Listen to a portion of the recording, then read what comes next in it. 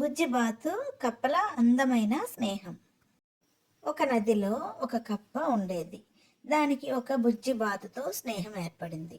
వాళ్ళిద్దరూ ఎంతో స్నేహంగా ఉండేవారు.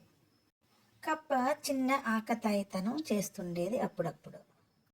ఒకరోజు బుజ్జిబాతు నదిని దాటి ఆ ఒడ్డుకు వెళ్ళాలని అనుకుంది. అప్పుడు అది కప్ప దగ్గరికి వచ్చి, కప్ప కప్ప, నేను నది దాటి అటువైపు వెళ్ళాలి, నాకు సాయం చెయ్యు అంది. దానికి కప్ప, దానిదేముంది మిత్రమా, ఈ తామరాకు మీద కూర్చొని నువ్వు ఆ నది ఒడ్డుకి సులభంగా చేరవచ్చు, వచ్చి కూర్చో అంది. చిట్టిబాతు సరే అని తామరాకు మీద కూర్చుంది. కప్ప ఆకతాయితనం చేద్దామని ఒక్క ఉదుటున నీటి నుంచి తామరాకు మీదకి, తామరాకు మీద నుంచి నీటిలోకి గెంతగానే నీళ్ళన్నీ చిన్ని బాతు మీద పడ్డాయి. బాతు కూడా నీటిలో పడింది. వెంటనే కప్ప పకపక నవ్వింది. చిట్టి బాతుకి కోపం వచ్చింది. అలిగి మూతి ముడుచుకొని కూర్చుంది. అప్పుడు కప్ప, రా మిత్రమా, నీకు ఆట పెట్టిద్దామని నేను అలా చేశాను, రా వచ్చి కూర్చో, నేను మళ్ళీ తీసుకొని వెళ్తాను ఆ ఒడ్డుకి అంది.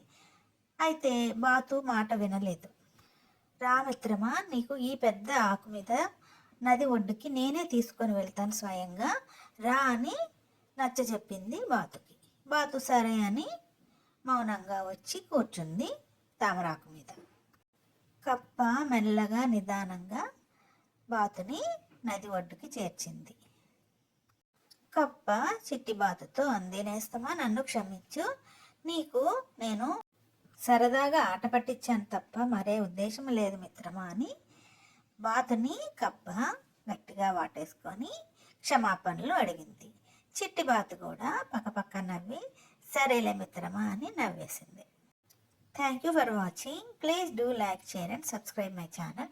చిన్ని కథలు చెప్పనా.